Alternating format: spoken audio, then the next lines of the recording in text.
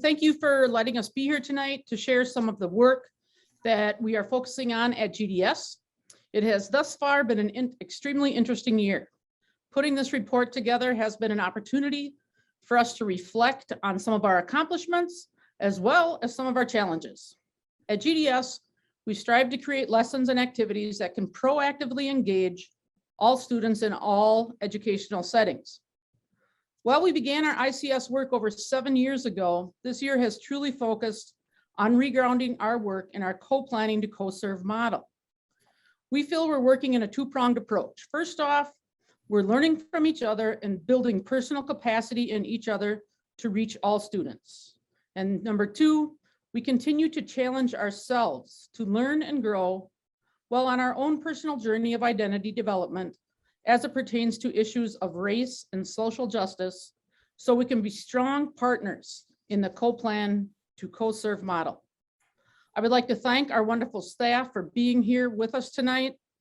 They will introduce themselves as they share their slides. I will share my screen here, and then Tara will start us off. Good evening. Thanks for having us. I want to start by reflecting upon how we began our school year this year. So with the new school year, we also had a new approach with our building leadership at GDS. Our building leaders attended an August retreat with the goal of bringing together our leadership and coordinator teams. This combination allowed us to shift the emphasis from just logistical coordinating to instructional leadership. This also broadened our support network for our various teams as we continue to increase our capacity as we co-plan to co-serve for all of our students. At these monthly coordinator leadership meetings, we also have been able to have a lot of dialogue about and to reflect upon our co-planning practices, including developing our facilitation skills. We know that these skills are so critical for us to be able to walk our teams through some difficult and meaningful conversations. We know that meetings always need to feel safe so that we can make sure that we hear all voices at the table. However, this does mean that we have all experienced a little bit of discomfort as we continue to evolve in our equitable teaching practices. Additionally, our coordinator leadership team takes time each month to reconsider our instructional practices through an equity lens. This year, the GDS coordinators are following in the high school's lead by participating in a book study to ensure that GDS moves forward with equitable practices in grading and assessing. Feel free in your free time later this evening to click on any of the links to learn more information. But now I'm going to turn it over to some of our 6th grade leaders. All right. Hi, everybody. Thank you for having us tonight. I'm Shayna Link. I teach 6th grade social studies at GDS and am on leadership and coordinators this year. One of the things that we wanted to talk a little bit about was how our structure is working this year. This year we have our co-planning teams meet twice weekly, which is a shift from what we had done previously. We did provide a link at the top of the slide here for you to look at kind of what that building-wide schedule looks like. One of the things that we're doing is taking the things that we're doing at coordinator and leadership meetings, and we're bringing those strategies back to our co-planning team. So things like using the C3 flowchart to kind of check in and reflect on how we're doing. Using methods of pausing and paraphrasing. This month, one of the things that we're bringing back to our teams is how to pose thoughtful questions and like when to leave a question on the table and when to maybe like retreat back when that question isn't something that we're ready for. Something else that's going really well this year is we sat down as a team and created working agreements. Some of our teams have been working together for a couple years with just a few new additions, and some of them are all brand new. And so coming together and making mutual agreements on how we would like our co-planning to be structured and to work throughout the year has been helpful. With that, we are also creating we always have meeting roles. And so this year, one of the things we decided is that really mutually creating our agendas for the following meeting has been helpful to have people feel like they're a part and they're prepared coming into the new meetings. And we've really taken the student-driven lens this year, not so much like what do we need to be teaching them, but how are we going to meet all of their needs?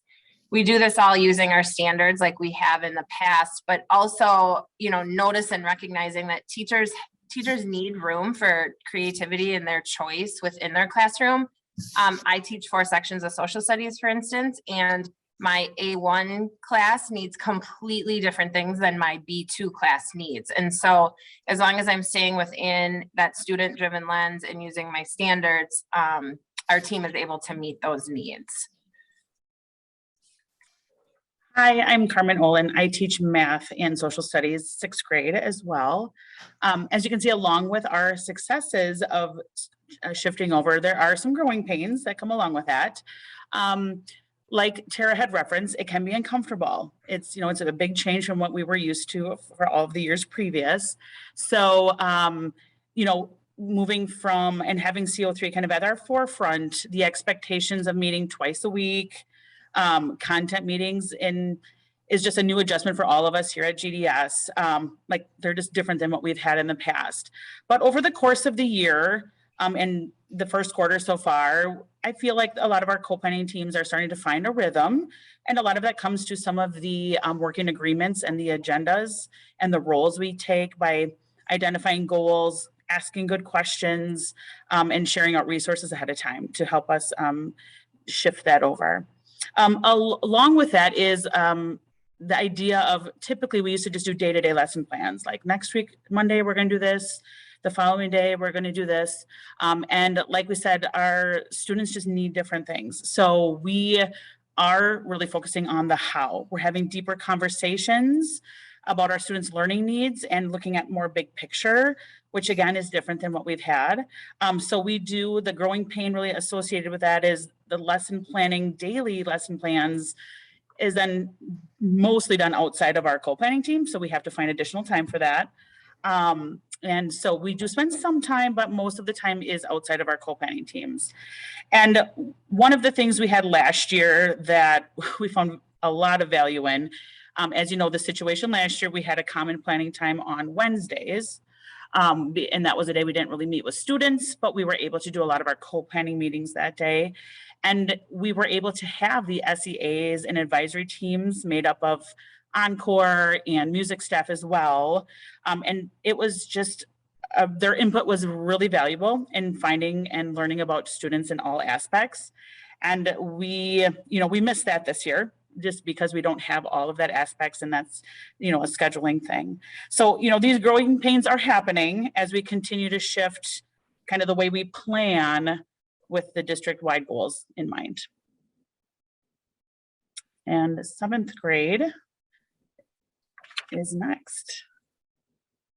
Hello from 7th grade. My name is Melissa Viervoort, and Melissa Friesman is also on the call with me tonight representing 7th grade. And we're going to show you how universal design for learning looks in the classroom. So on the next slide, you'll see some pictures of our students' first standards-driven work with a real-world audience. We take the 7th graders and we walk over to Cottage Grove School and we interview 1st or 2nd graders. Some students work independently on this project and some work in pairs. We have many lessons that are designed in our co-planning meetings to make sure that our standards are being addressed in description writing, action, and adding dialogue so that we lift the level of writing that all of our students are doing. The UDL practices in engagement, representation, and expression vary to account for the individual needs of our students. The illustration part of the picture book, which you are seeing in some of those pictures, really challenges all the students to think about how they want the reader to see their writing.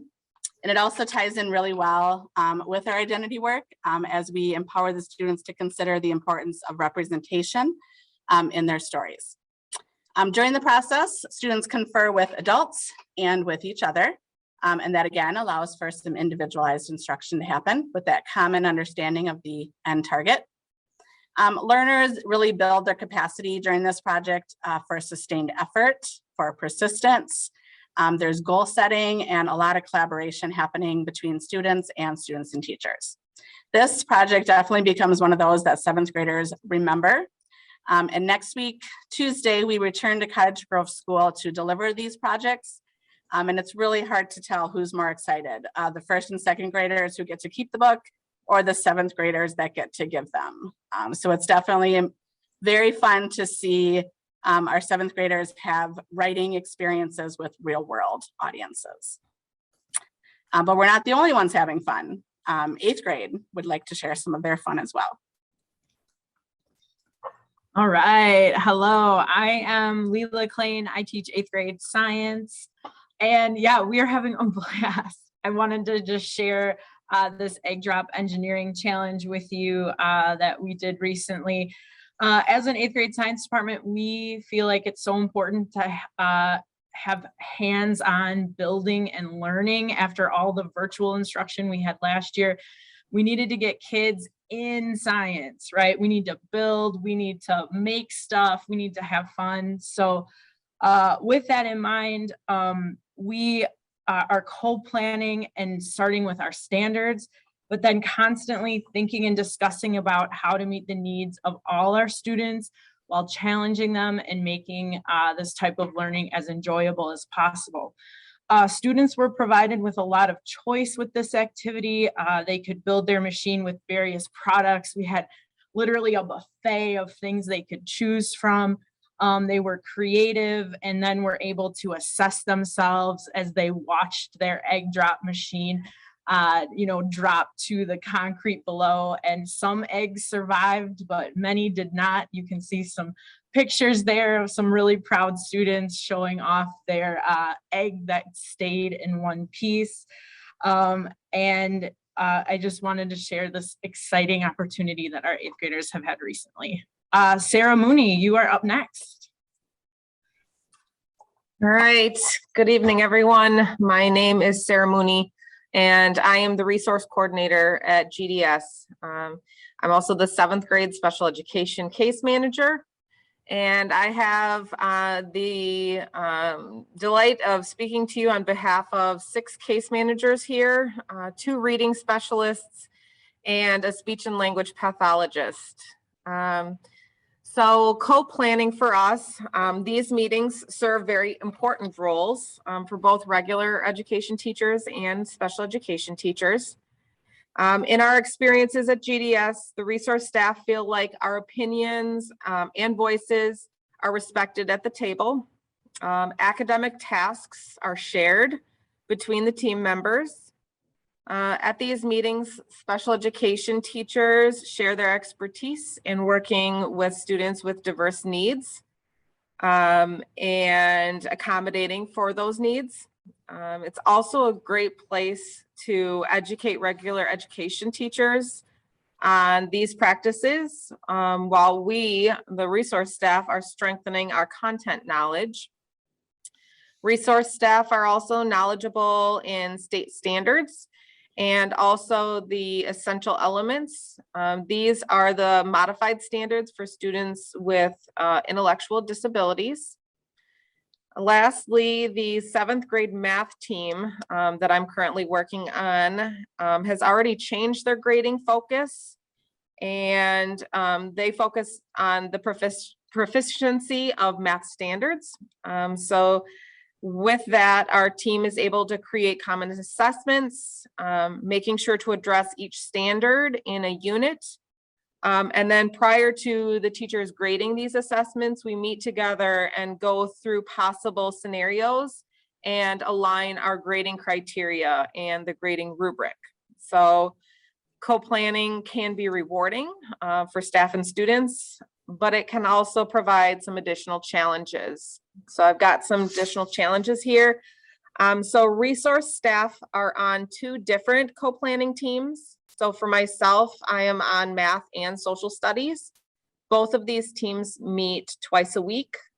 On top of the co-planning meetings, we also meet every week as either a grade level or a team. So for 5 days, resource staff have meetings.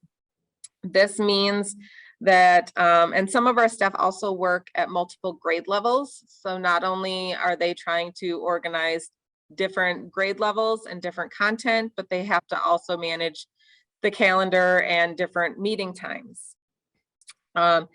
So because we're meeting every day, resource staff don't have the time during the day to meet with other resource staff. With that, we're also creating some curriculum, specially designed curriculum for students who have significant learning needs. These meeting times can also interfere with our ability to work or check on students on our caseload. The last challenge facing resource staff in the co-planning teams is getting on the same page about equitable grading practices. I've seen the benefits in math, but we still need to be expanding this to other areas and other grade levels. I'll pass this on to Jessica Schultz, our school psychologist.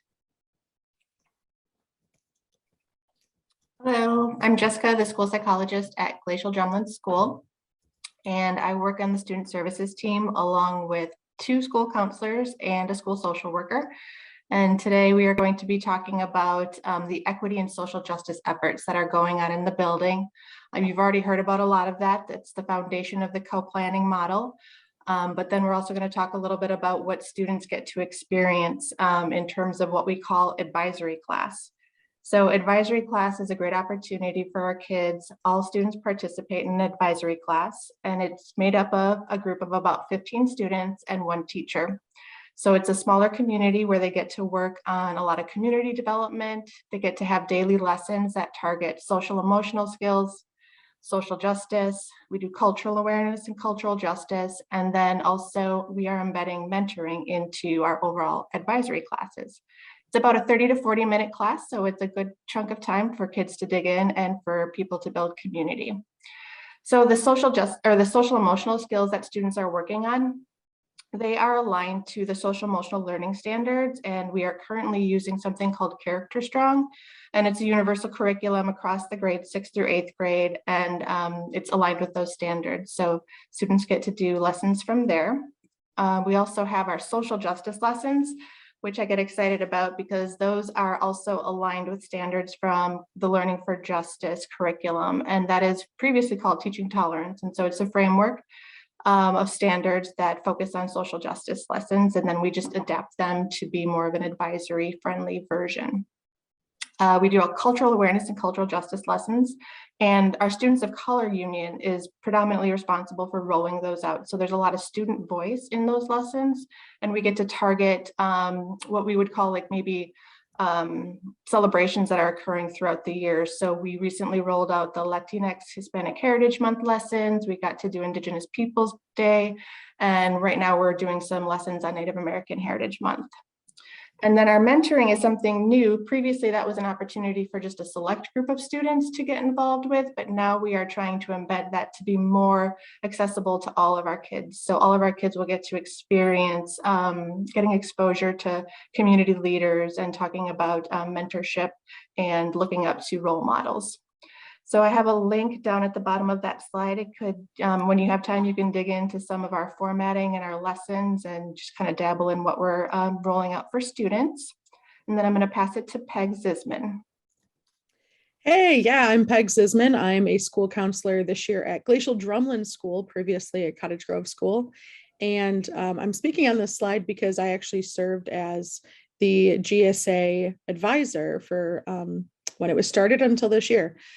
So students at GDS have quite a few different club and activity opportunities. We're highlighting 3 today because they serve as opportunities for students of historically marginalized identities to form somewhat of an affinity group, and then also for allies to join and be a part of some activism around the school and support for their peers.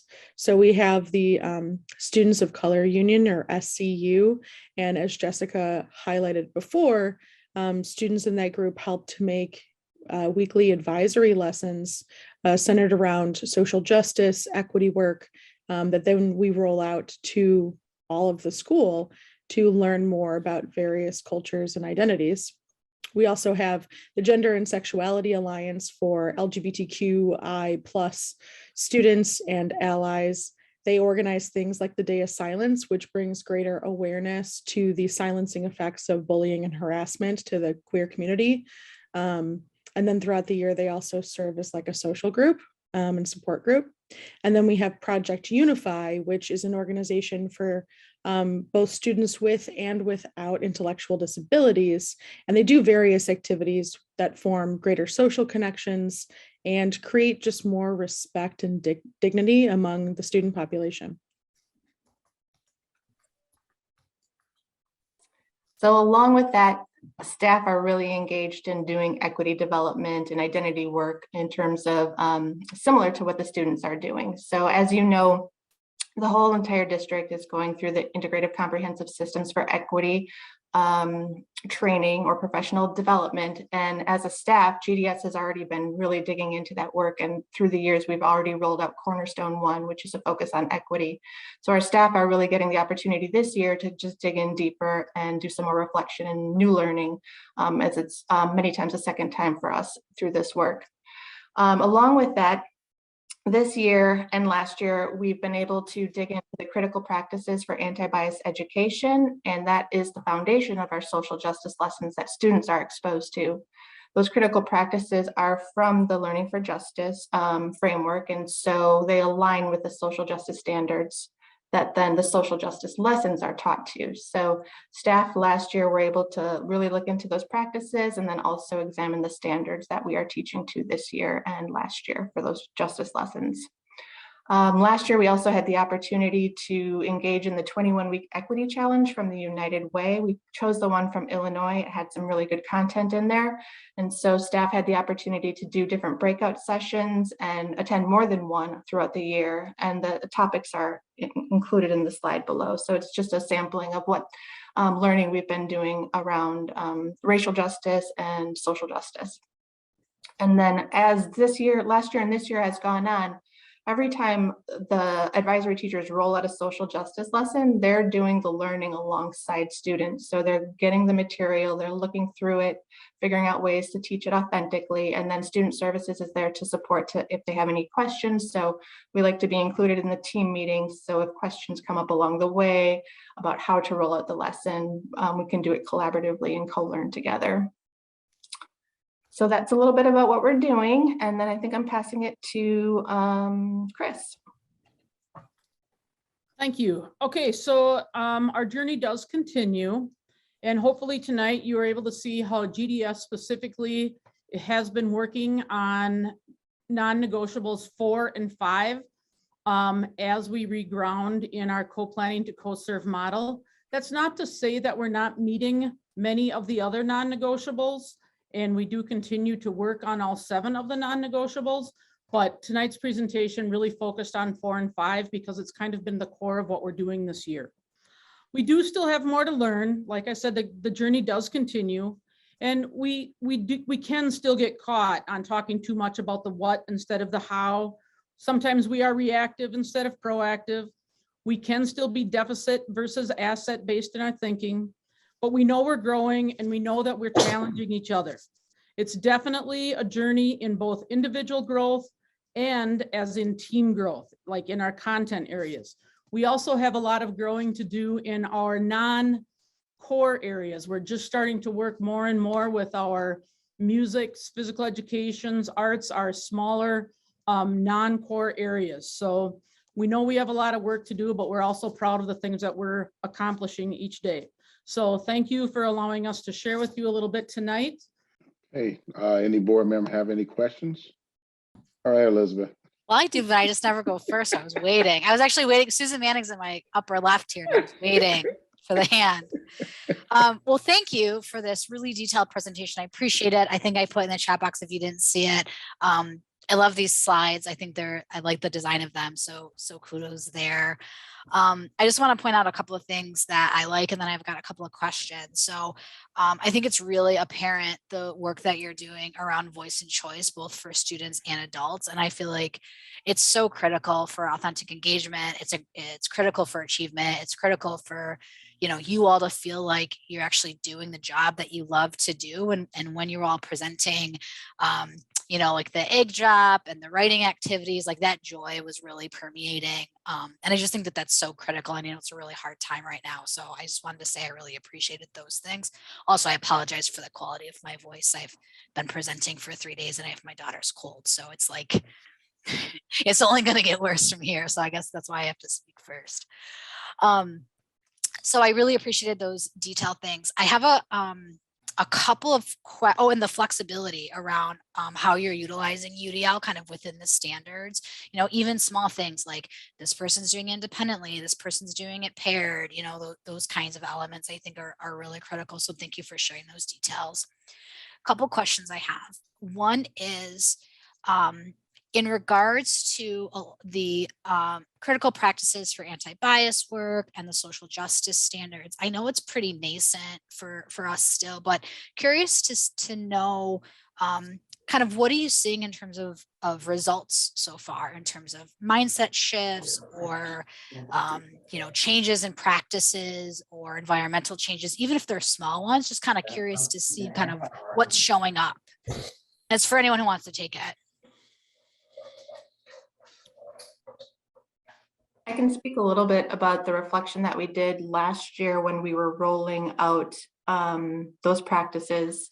We had staff do a pre and post survey, and it was just more of anecdotal. How comfortable or do you feel engaging in this specific practice?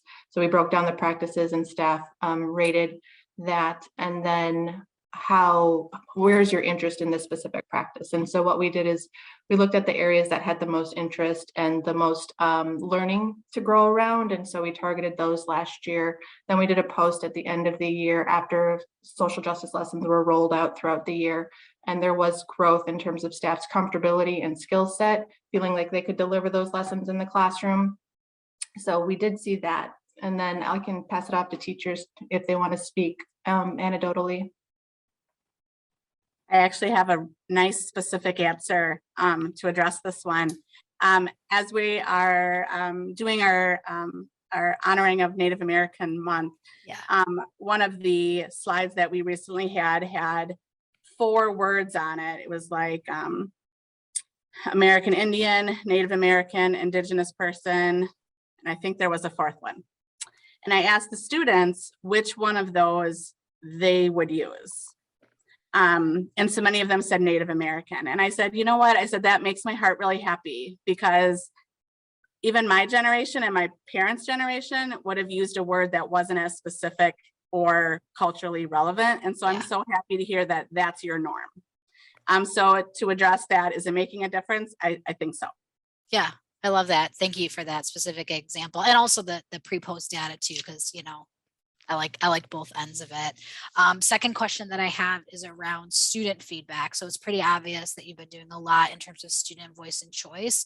Kind of what is your feedback process for engaging students in, hey, how did this lesson go for you? How are you feeling about your learning? What improvements could we make for the next lesson or those kinds of things?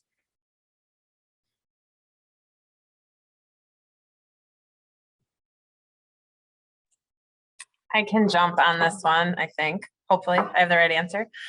There's no wrong answer. Even if the answer is Elizabeth, like, we haven't done that yet. We haven't thought about it yet. That's cool too. These are like just for those of you who watched me on the board before, like these are just the things that I think about. And so there's no wrong answer, really. It's not a gotcha question. I promise you, Chris, tell your staff it's not a gotcha question.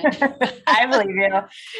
So in balancing all of the co-planning and student voice and choice, and we're also learning how to teach in a block schedule this year.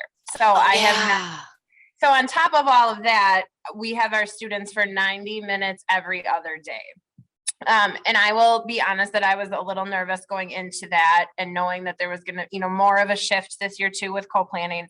But one of the things that our social studies department has noticed is that we have more time to do the things we've always wanted to do, but 45 or 42, 43 minutes wasn't enough. Like it could take 4 class periods to get through a station rotation of 5 different activities, one of which would be like being with the teacher and the other one's a little more independent. So one of the things I think too that I've noticed, and it could be a combination of both, like our shift in planning and a shift in the timing of it. But I just had a conference tonight with a family who just said like, she comes home and talks about, well, today we could either read a textbook or it was also on a slide that we could listen to and follow along. And then when we got to a station, we could do, you know, a Google Doc option, or we could do paper pencil in our notebook. Miss Link had, you know, like a menu of choices. And so I think it's opened it up a little bit. We're able to have those conversations, like what are the options going to be and what is going to be available to all students. And then having the 90-minute block is allowing us to kind of go a little deeper for longer while still breaking it up. Does that make sense? Yeah, it makes total sense. Thank Okay. you. That was a lovely answer. I don't know if Yay. anyone else has anything. I swear, you'll know that I'm asking like a pointed question because I'll be like, help me understand Okay. this thing that I don't understand and I have thoughts and feelings about. So that's how you'll know if it's a pointed question. Otherwise, I promise you, it's just authentic curiosity. And I can piggyback off that too. I think I co-plan with Shayna as well. And one of the things we've noticed is that kids are learning about themselves as learners. Like, how do they learn best? Before, we often just kind of, here's what you have to do, here's what we do. But now giving some of those choice, some of that voice, they're learning a lot about how they learn best. And they are able to tell us or show us in just so many different ways that message is loud and clear to us now, rather than before we had to kind of wait till the end or wait to the assessment. And using common assessments, we can start to like find patterns and stuff. So it has been nice, a nice shift that way. I love that. Thank you. Well, I will step back now, but I will say the last thing is I appreciate your vulnerability and sharing challenges. I think that is a really important thing to be honest about. And I think it's a difficult thing in front of a board to be able to say, you know, here's what's going well, and here are some things that are still, you know, growing edges for us. So I just want to thank you for your vulnerability there. I know it's tough. Susan Manning. Yes, it looks to me like Danny Johnson is here, and I don't know if he's right there or just kind of listening to us from a distance, but at some point, if Danny's there right now, or could maybe come in at one of the meetings, I'd love to hear an update from him, just because of his title and the things that he's been doing and that kind of work. So again, if he's not right here, if we could just maybe even schedule that for one of our. Yeah, I'm here. He is? Yeah. Oh. Hi, Susan. How are you? Just again, I don't know that all the board members have and the community have had an opportunity to just get that update from you. And I think it's such an integral part of what you're all doing at Glacial Drumlin that. Okay. Yeah, thanks. Can you hear me? Yep. Okay. Yeah, so a lot of the stuff that Jessica presented with the student service team, I do a lot of that work with that group. And then I also work with the admin team. A lot of the kids that I do check-ins in the morning, call on families. I try to get outside the building as much as I can. I haven't been able to do it that much this year. I've been on the phone a lot, talking with families. Yeah, I think it gives me the ability not to be in the classrooms all the time, working with some of our students. So I'm able to make a connection, do the mentoring that needs to be done to help the kids stay in class. Because that's the whole thing is we want to keep the kids in the class as much as possible.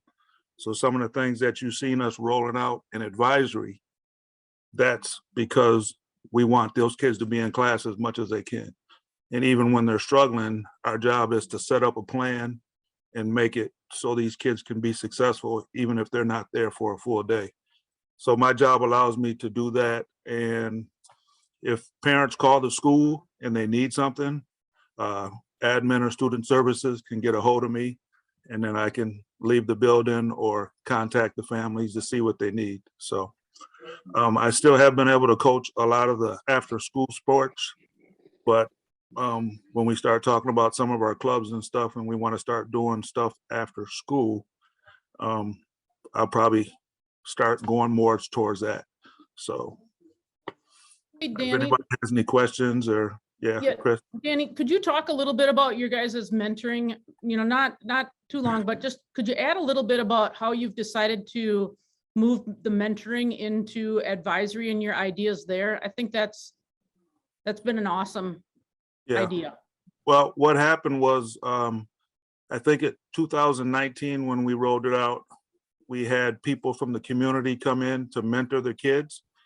And it's a good thing, right? But those kids were missing instruction and we were pulling those kids out of classes.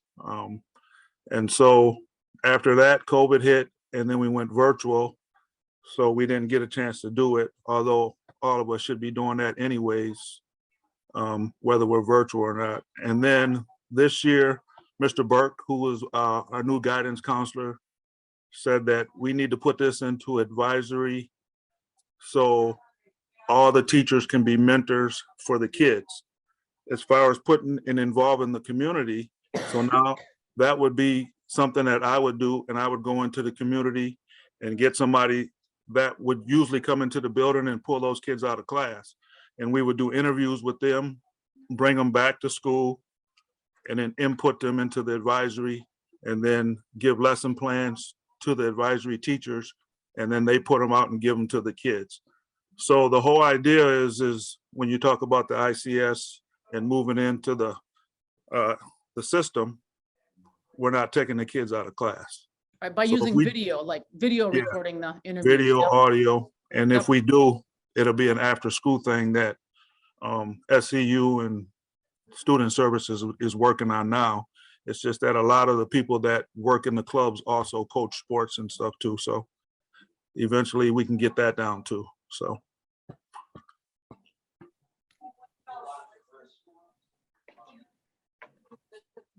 Susan Fox. Thank you for that, Danny. That was helpful to hear and get a better understanding. I had a question when you talked about the block. I'm not sure there's anyone here representing the specials, and I'm just wondering how, since those periods are significantly shorter, you know, I think of art, music, how you can even do anything in that. I'm just wondering how that seems to be going, or if I assume there'll be some kind of survey at the end of the year, and anybody have any thoughts on that, or Yeah, have there been problems, or how's it going, I guess?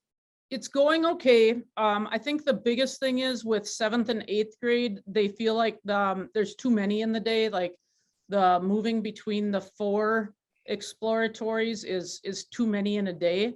So the request has been to make all non-core classes a little bit longer, but instead of having 4 choices for 7th and 8th grade, having 3. So that's some of the things that we're starting to work on. We're already working on it now, right, to try to make that happen. So we're trying to make those adjustments and figure out then how that can look. And if we just have to make sure we can have enough seats, you know, for all the kids during all times during the day. So that's what we just talked to. Our first talk was with coordinators at our last meeting, our coordinator leadership team. And on that team, there's definitely, you know, we have music staff, ed staff, and the encore staff. So just starting to get input now and starting to throw a few ideas out there as to how we can make the minutes. In 6th grade right now has 3. So keeping them probably at 3, but again, trying to, instead of 43 minutes, probably up closer to the somewhere like 47, 48, or 50 minutes would be the goal. Okay, yeah, that's good to hear. It does make sense to me that having, I think, a huge, you know, a significantly increased number of total students that you need to relate to, you know, is also difficult. So I'm glad to hear you're working on that. Thanks. Yep. All right. Any other questions? All right. Seeing none, thank you for the presentation, Chris, and all the staff members. Thank you so much for giving us the updates and everything. Thanks for having us. All righty.